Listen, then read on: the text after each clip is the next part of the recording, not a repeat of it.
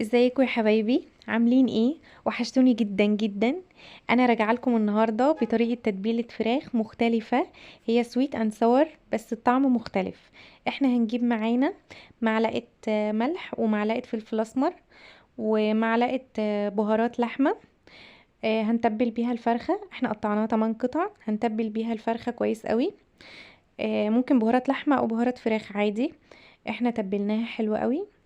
وما بين الجلد وتحت الجلد تبين لها كويس قوي. احنا هنقطع بقى بصلايه كبيره وهنشوحها كده في قلب الطاسه بتاعتنا لحد ما تصفر شويه، وبعد كده هننزل بالفراخ بتاعتنا واحده واحده.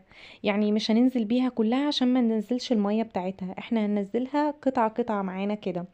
تمام.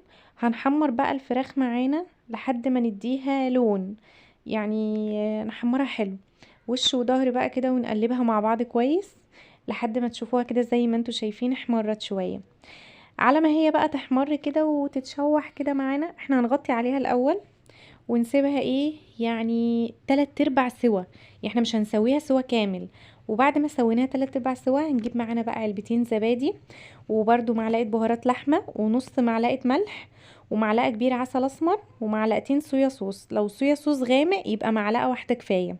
فضينا بقى علبتين الزبادي مع معلقة العسل، معلقة عسل كبيرة، مع نص تتبيلة فراخ او لحمة عادي. فاحنا قلبناهم كده مع بعض، ونص معلقة ملح يا جماعة عشان الحدق بتاعي يبقى مظبوط.